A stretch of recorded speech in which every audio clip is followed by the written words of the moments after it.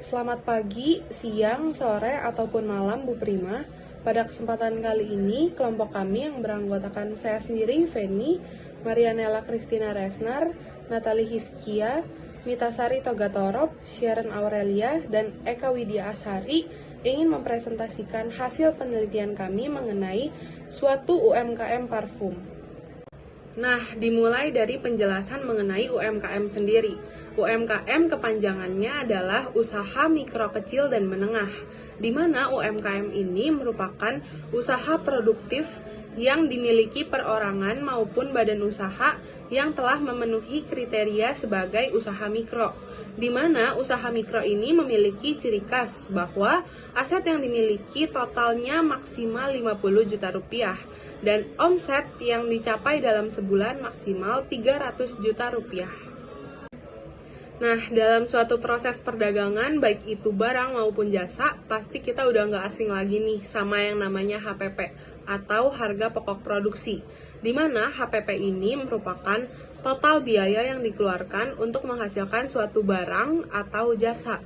Nah, sama halnya dengan UMKM parfum ini, di sini nantinya kita akan menjelaskan mengenai berapa sih HPP dalam suatu parfum tersebut. Pagi, siang, atau malam, Bu Prima, terima kasih atas kesempatannya. Perkenalkan, nama saya Mitasari Togatoro. Di sini saya akan menjelaskan mengenai laba. Pertama, kita harus mengetahui apa itu laba. Laba itu yang dapat dihitung dengan mengurangi beban operasional dari pendapatan kotor, ditambah pendapatan lain-lain, dan dikurangi dengan beban lain-lain. Kedua, kita masuk dengan tujuan laba, yaitu membangun UMKM dengan bekerja sama dengan mitra bisnis, merencanakan strategi dan budgeting, mengatur finansial, dan mengevaluasi pajak tahunan. Yang ketiga, ada strategi peningkatan laba. Identifikasi tren, temukan peluang pasar, dan perkuat relevansi produk. Buat sistem pembukuan yang rapi, perkuat brand image, lakukan digital marketing, terus melakukan inovasi, dan membangun jaringan dan kemitraan strategis. Terima kasih. Untuk jenis usahanya sendiri masih termasuk ke jenis usaha UMKM. Paypal ini didirikan pada tahun 2023 bulan Mei. Awalnya tuh pemasarannya ke teman-teman gereja, lingkungan sekitar rumah, teman-teman main juga. Terus baru masuk ke e-commerce dan melakukan penjualan secara online. Jadi contohnya kayak live TikTok gitu loh, di platform online. Lalu sampai saat ini sih udah menyentuh ke omset sebulannya itu 8-10 juta. Mungkin kedepannya akan memperluas varian aroma sesuai tren pasar, atau sebenarnya bisa request mau wanginya kayak apa sesuai selera. Mungkin nanti akan dikembangkan dengan cara tuh kayak buka reseller, jadi kita kasih ke orang buat dijual-jualin lagi gitu. Halo, selamat pagi, siang, sore, ataupun malam. Perkenalkan, saya Marianella. Pada hari ini saya akan melakukan wawancara UMKM terhadap pemilik atau owner dari Faithful Perfume, yaitu Bapak Frederick. Kita langsung masuk ke wawancaranya. Halo. Halo. Dengan Bapak siapa nih? Dengan Erik. Oke. Pemilik parfum Faye. Iya, betul. Oke. Kita mau wawancara ya, Pak? Boleh. Oke. Mau nanya nih, pertama-tama barang apa sih atau varian apa sih yang paling best seller nih di parfum Faithful? Kalau yang best seller itu biasanya Bipium, terus Bikarat, terus sama Bikua. Itu biasanya best seller. Oke. Terus kita mau nanya nih, biasanya kalau beli bahan baku tuh berapa sih harganya, sekitaran berapa sih, Pak?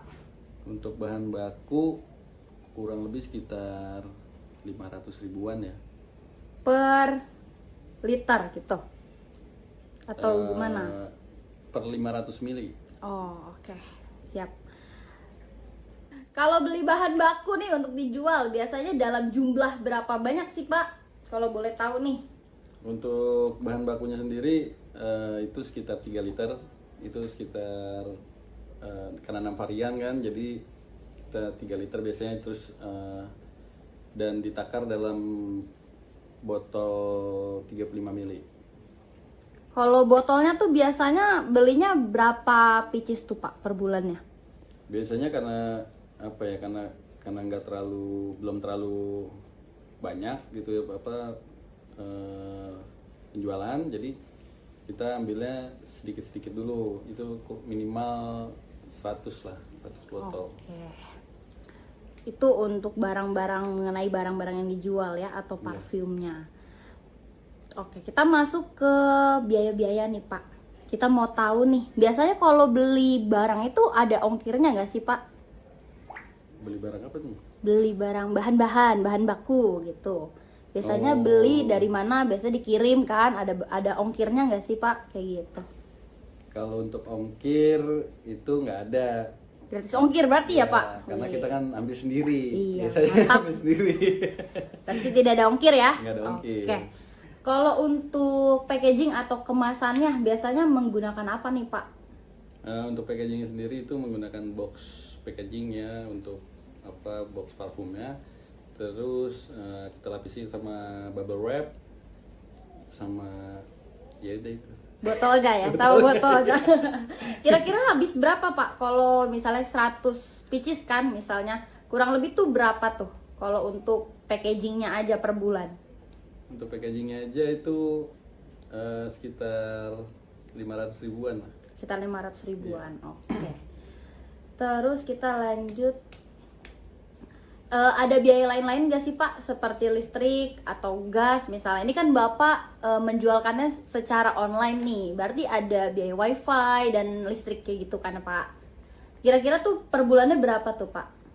Untuk internet itu per bulannya sekitar 300 ribuan. Terus mungkin kalau itu operasionalnya sama uang bensin paling. Oh, oke. Oke, kita mulai masuk ke penjualan harga untuk botolnya. Kita mulai masuk ke harga jual suatu barangnya nih, Pak. Nah, berapa sih harga jual barang Bapak ke pembeli tuh per botolnya? Per botol itu biasanya kita jual di harga 50.000. 50.000 Iya, per per satu botol 35 satu botol mili. 35 mili. Oke. Kalau dalam sehari atau seminggu kira-kiranya bisa jual berapa botol tuh, Pak? Untuk per minggunya itu kurang lebih sekitar 27 botol yang laku. Oke, itu kurang lebih ya, Pak ya, Kurang lebih ya, per kurang minggu lebih. ya lakunya. Oke. Kalau biasanya kalau customer beli nih pernah kasih diskon atau promo nggak sih? Terus biasanya ngitungnya kayak gimana? Kalau untuk promo atau diskon itu biasanya nggak pakai diskon ya, maksudnya cuman kita kasih bonus biasanya. Bonus. Iya, bonus itu kita kasih sampel. Oke. Kita kasih sampel yang baru, yang varian yang berbeda dari yang dia beli gitu. Biar bisa cobain ya, Ya, Pak biar ya. bisa cobain. Oke. Lanjut nih, terus kita masuk ke pengeluaran bulanan nih. Kalau tadi kan ada biaya pengeluaran untuk listrik dan juga wifi kayak gitu ya. Itu berarti tiap bulan ya, Pak, Tiap berputarnya tiap Iya. bulan. Oke. Kalau ada nggak sih biaya lain-lain yang suka berubah-berubah gitu? Jadi tiap bulannya tuh nggak tetap gitu. Ada nggak tuh yang suka berubah-berubah? Harganya kah atau apanya gitu? Untuk harga sih nggak ada yang berubah sih kayaknya. Aman, berarti Yang- dia tetap ya? Iya, Oke. tetap segitu aja. Mm-mm. Berarti kalau dari satu barang yang dijual kira-kira dapat untungnya tuh berapa rupiah tuh, Pak? Per satu botol, Ya, per satu botol itu sekitar 15 ribuan. 15 ribuan. Oke, berarti itu udah nge-cover semua biaya ya? Iya. Bersih. Oke. Kalau dalam satu bulan itu kan tadi dalam satu barang kan, satu botol gitu. Kalau dalam satu bulan itu biasanya untung atau rugi tuh menjualan parfum ini? Kalau jualan mah udah pasti untung. Udah pasti untung. Iya, udah pasti untung. Kalau rugi udahan ya jualannya. Oke, kalau boleh tahu nih Pak, ini agak sensitif sedikit nih. Kira-kira dapat untung berapa sih per bulannya nih tuh? Oh, per bulannya itu untungnya Kurang lebih aja. karena ini kan belum terlalu banyak penjualannya, Ya. jadi paling ya sekitar 1 juta sampai 1.500.000 lah. Oke. Baik, terima kasih atas kerjasamanya Bapak Frederick. Terima kasih banyak. Semoga sukses terus ya Pak ya untuk parfumnya. Terima kasih Iya, banyak. terima kasih.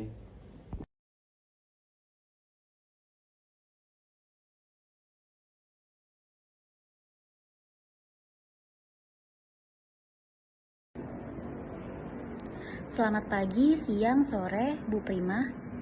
Terima kasih sebelumnya atas waktunya. Di sini saya akan melanjutkan mengenai dan menjelaskan terkait analisis keunggulan dari segi biaya dan produk. Yang pertama yaitu modal. Berbicara mengenai modal, bisnis ini memiliki modal yang terjangkau. Dalam produksi biaya juga tidak terlalu besar. Seperti yang dijelaskan dalam sesi wawancara sebelumnya, terkait produksi biaya yaitu 1 bulan stok bahan baku sekitar 2 liter bibit per varian, 1 liter cairan absolut, 1 liter alkohol, dan stok kemasan botol total kurang lebih 100 pieces dalam 1 bulan. Keunggulan selanjutnya yaitu proses produksi yang cepat. Proses yang dijalani umumnya tidak terlalu lama, yaitu sekitar 2 hari asalkan peralatan dan bahan baku sudah tersedia. Proses produksi yang cepat ini juga mempengaruhi tidak mengeluarkannya terlalu banyak biaya operasional. Kelebihan selanjutnya yaitu jenis usaha ini memiliki perputaran modal yang sangat cepat. Dikarenakan produk ini sudah menjadi kebutuhan berbagai kalangan. Peminatnya sangat luas dan bukan usaha musiman. Parfum bukanlah produk musiman yang hanya diminati pada waktu tertentu. Permintaannya cenderung stabil sepanjang tahun, baik untuk kebutuhan pribadi ataupun sebagai hadiah. Untuk selanjutnya, saya akan menjelaskan terkait analisis kekurangan dari segi biaya dan produk. Yang pertama adalah fluktuasi harga. Fluktuasi harga merupakan kekurangan utama dari segi biaya bisnis ini, dikarenakan harga bahan baku parfum dapat berfluktuasi tergantung pada pasokan, permintaan dan hasil panen. Contoh seperti bahan baku alami, misalnya harga bahan baku alami dapat meningkat drastis karena kelangkaan, gangguan pasokan, atau gagal panen. Untuk kekurangan selanjutnya yaitu pengelolaan stok yang rumit. Pengelolaan stok seperti variasi bahan baku, ukuran botol, dan kemasan juga menjadi tantangan tersendiri dalam menjalankan bisnis parfum. Sebab jika tidak dikelola dengan baik, dapat membuat stok bahan baku menumpuk untuk bahan baku yang kurang laku. Tetapi untuk aroma atau bahan baku yang laku justru akan kehabisan stok. Sehingga harus sangat betul disesuaikan terkait perputaran stok. Untuk selanjutnya yaitu analisis promosi produk. Produk parfum memiliki persaingan yang sangat ketat. Biaya bisnis parfum menjadi salah satu industri dengan tingkat persaingan yang tinggi. Banyak merek besar atau kecil yang sudah mendominasi pasar, baik internasional ataupun tingkat lokal. Dikarenakan hal tersebut, promosi yang dibutuhkan usaha ini pun harus cukup ekstra. Dikaitkan dengan promosi yang sangat ekstra, yang pasti kita akan membutuhkan biaya promosi yang cukup tinggi. Menjual parfum, apalagi secara online, akan sulit. Bukan berarti tidak bisa, karena konsumen biasanya mencium aromanya terlebih dahulu. Oleh sebab itu, promosi parfum membutuhkan cara yang lebih ekstra, lebih unik, dan mungkin akan lebih membutuhkan biaya lebih. Sepertinya misalnya, acara promosi, pembagian sampel gratis di bazar, di exhibition, ataupun di acara konser, ataupun bisa bekerja sama dengan influencer untuk mereview atau memperkenalkan produk yang kita jual. Yang itu pastinya akan membutuhkan biaya promosi yang cukup tinggi. Terima kasih. Baik, selamat pagi, siang, sore, atau malam Ibu Prima. Terima kasih atas waktu yang telah Ibu berikan. Pada kesempatan kali ini saya ingin menyampaikan kesimpulan dan saran saya mengenai produk parfum yang telah kami wawancarakan. Yang pertama ialah kesimpulan produk. Baik, untuk kesimpulan berdasarkan informasi yang saya dapatkan bahwa sang pemilik toko untuk barang yang beliau jual ialah bisnis parfum ini memiliki potensi yang sangat baik dengan produk unggulan seperti varian parfum Block Off, Woman Versus, dan BB Rekat. Produk masih berskala kecil dengan stok bahan baku yang terbatas, operasional sederhana, tanpa biaya ongkir, dengan pengeluaran utama untuk botol, bubble wrap, wifi, dan listrik. Penjualan stabil dengan harga terjangkau, yakni 50.000 per botol 35 ml. Keuntungan beliau minimal mencapai Rp 1.150.000 per bulan tanpa resiko kerugian besar karena produk tidak mudah basi. Baik, selanjutnya adalah saran yang dapat saya sampaikan ialah yang pertama, optimalkan produksi. Tingkatkan produksi secara bertahap untuk memenuhi permintaan dan menekankan biaya bahan baku dengan pembelian dalam jumlah lebih besar. Kedua, promosi dan branding. Perkuatkan promosi online dan branding agar produk lebih dikenal, misal melalui media sosial atau marketplace. Yang ketiga, diversifikasikan produk, tambahkan varian baru atau kemasan unik untuk menarik lebih banyak pelanggan. Yang keempat, efisiensi operasional. Evaluasi pengangguran bahan baku dan pengemasan untuk menekankan biaya tanpa menggambarkan kualitas. Dan terakhir ialah monitoring keuangan. Catatan pengeluaran dan pendapatan lebih terpihak untuk mengidentifikasikan peluang peningkatan profitabilitas.